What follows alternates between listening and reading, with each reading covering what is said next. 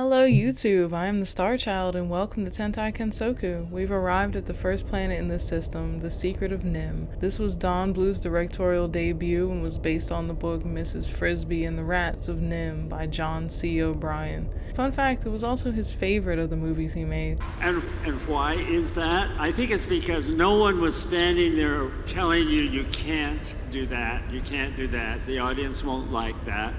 Though the movie only had moderate success in box office, it did amazing on home release and overseas. Critics raved over the movie, praising the film for its elegant and painstakingly detailed animation. They loved how compelling the characters were and how deep and mature the plot was. It even won a Saturn Award for Best Animated Film in 1982. Most of Don Bluth's films have sequels that he wasn't actually involved in that ended up going straight to video in most cases, with NIMH having a sequel that came out over a decade later called Timmy to the Rescue. It was poorly received, however, which we'll explore eventually. In recent news, a live-action CGI remake is reported to have been in development back in 2015, though there hasn't really been any word on it recently. There's also apparently an animated series based on the book in the works over at Fox since 2021. Now onto the fun part, remembering the movie itself. The movie opens with a monologue from a mysterious figure we soon find out is named Nicodemus, writing an epitaph about Jonathan, a friend who recently passed away.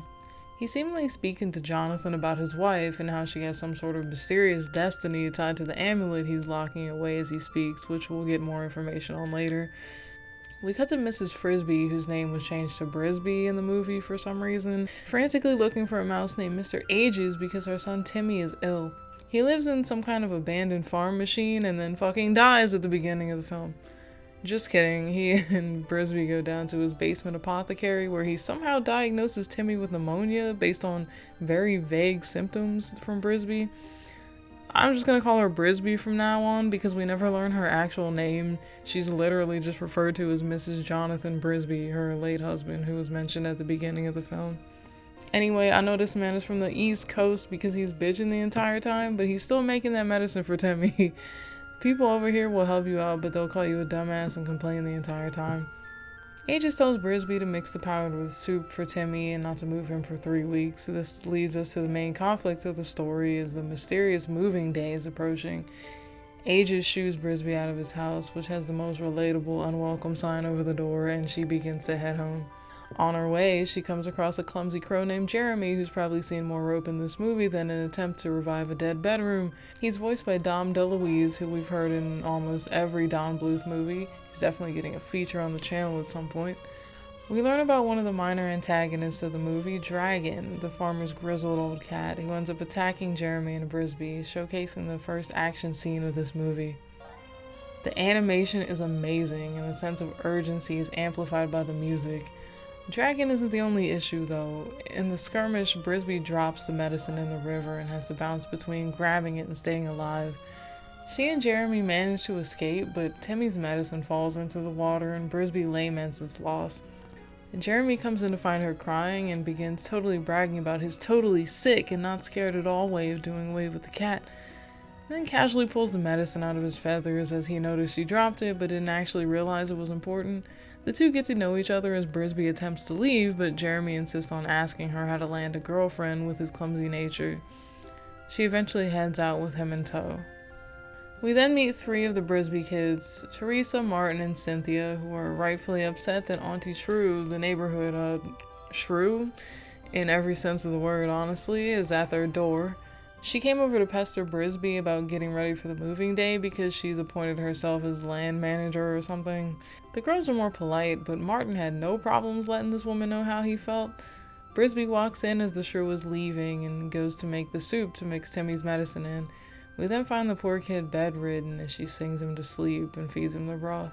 Eventually we meet Farmer Fitzgibbons and his wife and hear a conversation between the two as some sort of mysterious silhouettes of the rats that live in the rose bush in the front yard are stealing an electrical cord from the house. This is where we learn what NIMH is. It's literally the National Institute of Mental Health. Now, that came up when I was doing research on this movie, but I had no idea that's actually what this was about. We later find out why, but NIMH is currently asking them if they've ever seen anything weird going on with the rats. and neither of them seem too concerned, and they don't notice anything about the rats, but Mrs. said she told them that Mr. would call back if anything came up. The next morning, we find out exactly what moving day is. It's the day Farmer Fitzgibbon starts the plows, but oh shit, he's early. So all that bitch and Auntie True was doing, no one was ready and they all panicked, but they managed to scramble away at the last minute. Except for Brisby, who is dead set on not moving Timmy until those 3 weeks are up. Despite desperate pleas from Auntie Shrew, Brisby decides to take action and try to stop the farmer and the plow with the reluctant help of the Shrew. This is an extremely well animated scene. The gravity of the situation is perfectly captured with more frantic movements, and the voice acting lends its fair share to the work as well. You can really feel the panic and desperation these ladies are experiencing going up against something with the magnitude of a farm tractor. They eventually stop the machine by breaking the wire that connects what I'm assuming is the oil to the engine, getting it to stop in the nick of time right before it runs over the Brisby home. The Shrew encourages Brisby to visit a being called the Great Owl for advice, leading Brisby to mention that owls eat mice, and she's not really too keen on the idea. We cut to Nicodemus again talking to Jonathan while watching the scene on a magical looking glass. He encourages her from a distance to seek out the owl as well, as the scene on the looking glass changes to Jeremy flying in the sky. We find out that she enlisted him to take her to the owl's den. She again laments that owls eat mice, which leads to this. Only after dark. What in the world was that? Jeremy proves himself to be just as scared as he declares that no one is home after a few seconds, only to be met with the owl's voice coming from the inside demanding that they either come in or leave. Brisby makes her way into the old tree, and the way that they show how intimidating this guy is pretty cool. Brisby is stalked by a spider that's bigger than she is, and the spider is then squashed by the owl. It really just hammers home how massive and terrifying everything is for this little mouse. Also, this dude is straight up covered in cobwebs and his bones just snap like he just activates whenever somebody needs him. It really drives in how like ancient this creature is. Anyway, he tells Brisby the only thing to do is just to move her house. However, he gives her a little more advice when he finds out who her husband is. He tells her to seek the rats from the rose bush and ask for Nicodemus. She's a little skeptical of this, but he assures her that they have their ways before flying off into the night. The next morning, Jeremy sneaks onto the farm to find Brisby and to also be annoying, but she gets rid of him by convincing him to be all domestic and protect her kids so he can have practice for his own. She then ventures into the rose bush of Narnia or some shit because there's an entire world in there. It does not look that big from the outside. She's then almost murdered by probably the one character who doesn't care about her husband. We find out his name is Brutus. He's not actually that important.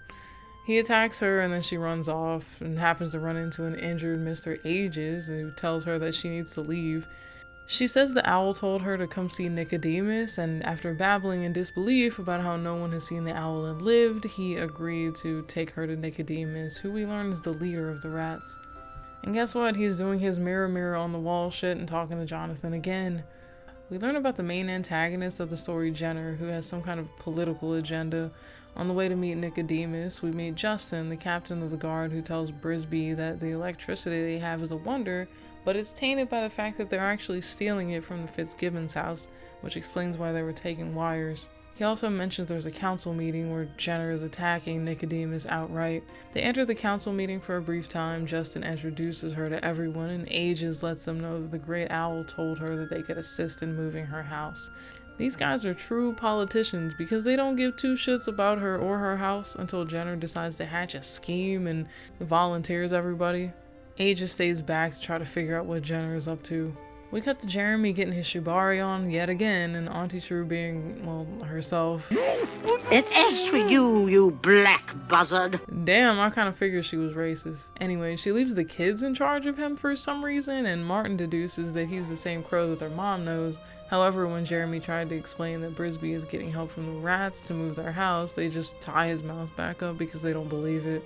We then go back to Brisby now being taken to Nicodemus by Ages, and he leaves her to it. The leader of the rats beckons her closer and explains that Jonathan came from NIMH just like the rats. He then has her read what he was writing at the beginning of the movie. Brisby mentioned that Jonathan was the one that taught her how to read English a little bit, and it's also revealed that he was the one who helped the rats escape from NIMH in the first place, which is why he's held in such a high regard but also that he was killed by a dragon when trying to drug him. Nicodemus then explains that the rats were just ordinary rats until they were captured and sold to NIMH with a slew of other animals to be used as scientific experiments. These experiments changed them both physically and mentally, giving them the dexterity and intelligence of humans, though Nicodemus is seemingly the only one that's gotten mystical powers or something. It's never really explained what's going on with him. This led them to eventually be able to read the instructions on how to open the cages when they escaped. During the escape, all the mice were sucked into the air shaft except for Jonathan and Mr. Ages. Nicodemus then gives Brisby the amulet, telling her that the stone has a power that is activated by a courageous heart. He and Justin then lead her out of the rose bush towards her home and tell her that they are prepared to move her house out of harm's way. Around the corner, Jenner and his kinda sorta unwilling henchman Sullivan plot to use Brisby's house to crush Nicodemus so he could take over and continue to steal from the farmer, since Nicodemus had a plan to move them far away to a safer environment. We learn that the only way to safely get things done is to drug Dragon, which is how Jonathan died and Ages broke his leg. The rats are too large to fit through the hole in the house. So, Brisby, in an act of bravery that shocks even herself, volunteers as tribute to sneak in there and do it. She then goes home to prepare her kids for the impending move.